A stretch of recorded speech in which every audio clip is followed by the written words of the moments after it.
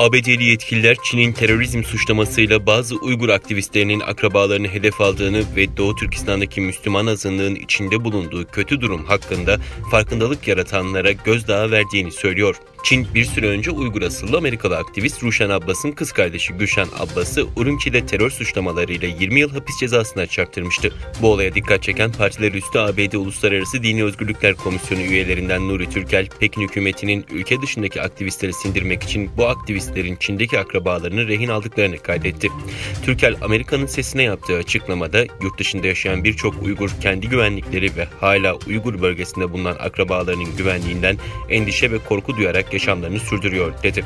Uluslararası Dini Özgürlükler Komisyonu Komiseri Türkel, Uygur İnsan Hakları Politikası yasası uyarınca Çinli yetkililere ve kuruluşlara ABD hükümetinin yaptırım uygulaması gerektiğini söyledi. Uygur İnsan Hakları Yasası, Çin'in Sincan'daki Müslüman Uygurlara baskısıyla mücadele için 2020'nin Haziran ayında yürürlüğe girdi.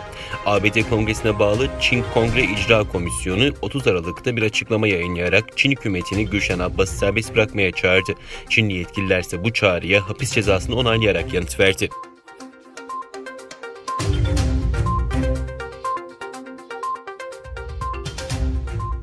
Çin'le en üst düzey diplomat ABD yönetimine ikili ilişkilerin düzeltilmesi için ABD'nin Hong Kong ve Doğu Türkistan meselelerine karışmaması gerektiğini söyledi. Çin Komünist Partisi Dış İlişkiler Komisyonu Direktörü ABD'de Başkan Joe Biden liderliğinde göreve başlayan yeni yönetime iki ülke ilişkilerinin barışçı ve yapıcı bir işbirliği temelinde yürütülmesi çağrısında bulundu.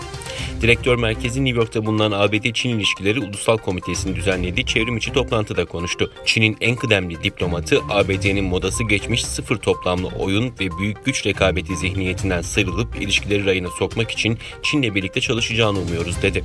İki ülke arasında ilişkilerin düzeltilebilmesi için ABD'nin Çin'in iç işleri olarak gördüğü bazı meselelere müdahil olmaması gerektiğini altını çizen direktör, ABD, Çin'in toprak bütünlüğü ve egemenliğini ilgilendiren Hong Kong, Tibet, Sincan ve diğer meselelere müdahale etmeyi bırakmalı görüşünü dile getirdi.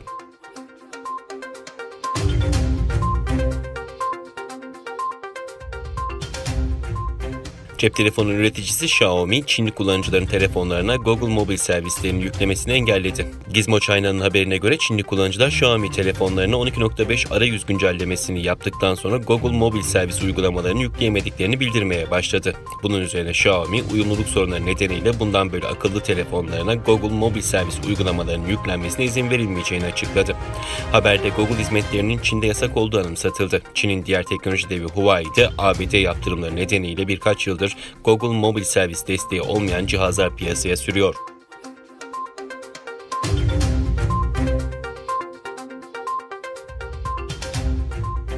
Çin'de sahte Covid-19 aşısı üretilen merkezlere yönelik operasyona 80 kişi tutuklandı. Polis başkent Pekin'de Şangay kenti ve Shantung eyaletindeki operasyonlarda 3000 aşkın sahte Covid-19 aşısı ele geçirdi.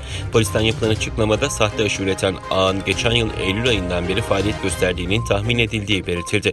Yerel basındaki haberlere göre aşıları üretenler yurt dışına göndermeyi amaçlıyordu. Sahte aşıların büyük kısmı tuzlu su kullanılarak üretiliyordu.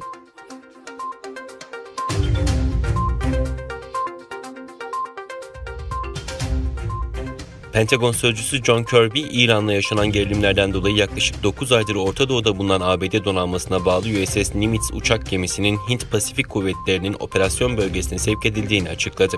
Kirby, Pentagon'da düzenlediği basın toplantısında gündeme ilişkin değerlendirmelerde bulundu. Sözcü, USS Nimitz uçak gemisi görev grubu Merkez Kuvvetler Bölgesi'nden ayrılarak Indo-Pakistan bölgesine geçtiği ifadesini kullandı. Bir gazetecinin sorusu üzerine Kirby, bu geminin yerine başka bir uçak gemisinin Orta Doğu'ya gönderilmesi konusunda bir planlarının olmadığını belirtti.